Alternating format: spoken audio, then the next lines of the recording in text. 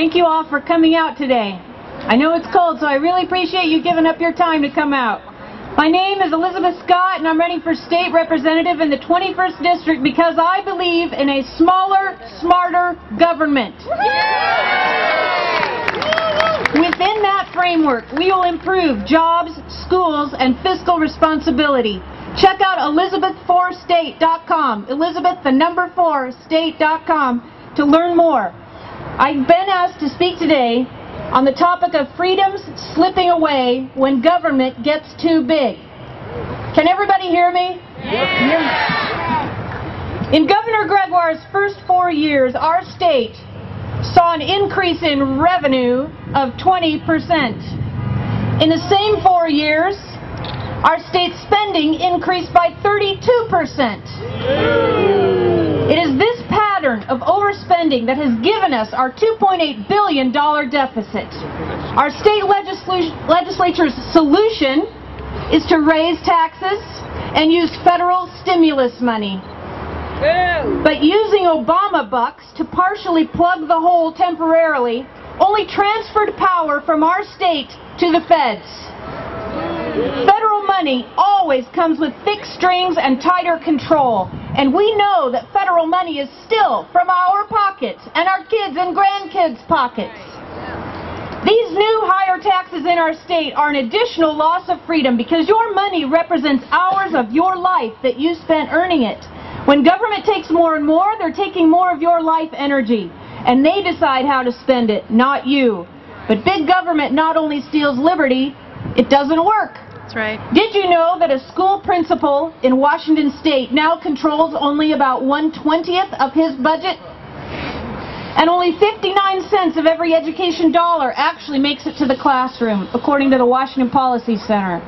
That budget now includes about $13,000 per student per year if you add the city and state taxes together. And what are we getting for that? Nothing.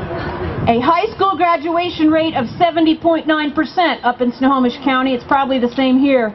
And over half of the kids who do graduate and apply to community college find that they need remedial math or English or both, according to the Freedom Foundation.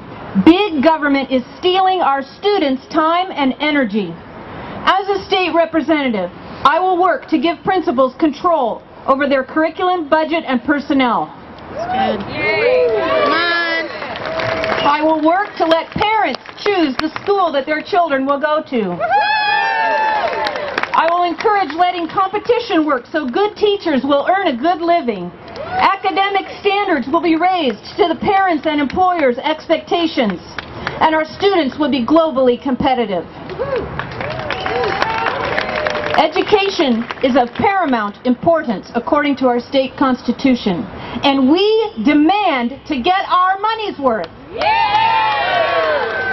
Right now, there is a wall between our kids and a good education. Governor Gregoire, tear down that wall.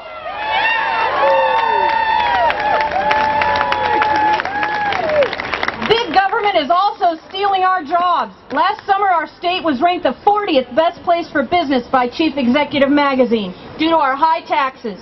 We needed Boeing's second 787 line, but South Carolina won it. We need small business here. They provide the vast majority of our jobs. But while over 600,000 Washingtonians are now out of work or looking for more, our legislature just voted to increase taxes on business and on their products, which can only result in more lost jobs. Up to 12,000 of them, according to the Washington Research Council. You think things are this bad all over? Several states have less than 5% unemployment. We have double that. How many of you know someone who has left the state for a job? Government is like kudzu in the South or blackberries in Washington.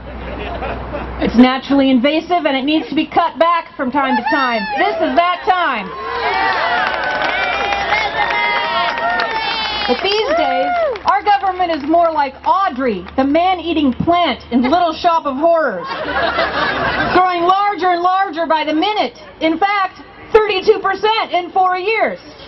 We need to get out the axe and throw our efforts into electing proponents of limited government this November, who will stick to what's prescribed in our state and federal constitutions. There's a wall of taxes and regulations between us and the jobs. Hey, state legislature, tear down that wall! 21 years ago, on June 4th, 1989, the Chinese government massacred their students who were demonstrating for freedom in Tiananmen Square in Beijing. I flew to China a few weeks later to teach English as a foreign language in Tianjin, a city of 8 million, just 2 hours east of Beijing. For the next 2 years, I got a crash course in liberty versus tyranny. Right. When jobs are guaranteed by the government, what you get is people sleeping on the counter in the shops because they can't get fired.